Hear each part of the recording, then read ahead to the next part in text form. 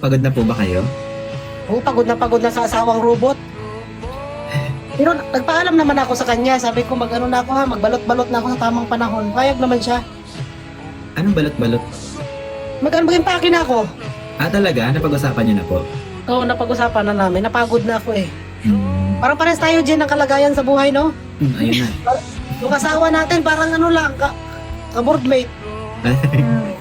Oo nga. Hindi, walang problema sa buhay. Kaya nga na dating asawa, yun pala, mga problema lahat galing sa asawa. Oo, sa asawa talaga tayo, ano. Swerte naman tayo sa anak. Parang Oh. ads ako ngayon. Sabi nila, exit ka muna, Ben. Mukhang seryoso usapan nila. Naghahanda na kami sa pangalawang asawa. Bas na naman ako na to. Cut. Hindi. Ay, okay lang yun, mami. Kung yun naman yung nararamdaman ninyo, eh, valid naman yun eh. Tsaka kung napag-usapan nyo naman, di ba? Oo. Ilang age nyo na po ngayon pala, mami? 43 na ako. Ay, bata pa pala. Sobrang bata pa. 43? Sobrang bata pa ni mami. Slightly, 5 beses sa loob ng 13 years. At ang dalawa doon nakabuo. Dalawa naka one shot, one shot. Grabe, ang robot talaga. One shot, one kill. Nakaano agad. Hmm. Seryoso? Totoo nga. So ano? Oo, Bentox totoo, to? Jen. Yung panlima dyan, pinilit ko pa yan. Paano po kayo magpilit pag ganun? Hala, 8 p.m. pa lang. Yung ano, sana sila sampal ko. Tara na. Sabi ko sa'yo, go! Hindi, alam ko nagra-roleplay sila. Kunyari, grab driver, tapos sasakyan. Sasakyan kita.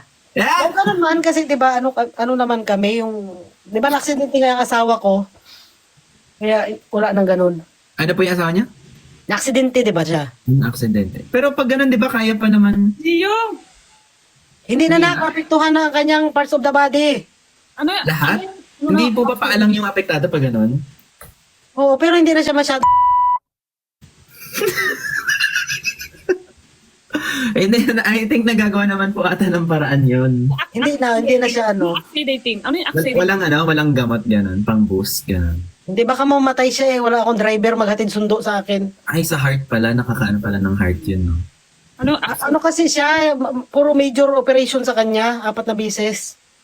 Ay, grabe yung ano niya, aksidente niya. O sa Pilipinas yan, putol na yung mga paa niya, dinugsong lang, 2 beses siya na ano eh.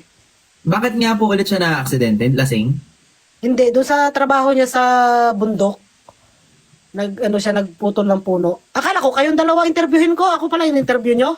Okay lang. Na-curious po ako eh. Naputol yung puno, tapos natamaan siya. Oo, nadaganan yung paa niya, tapos naputol yung paa niya.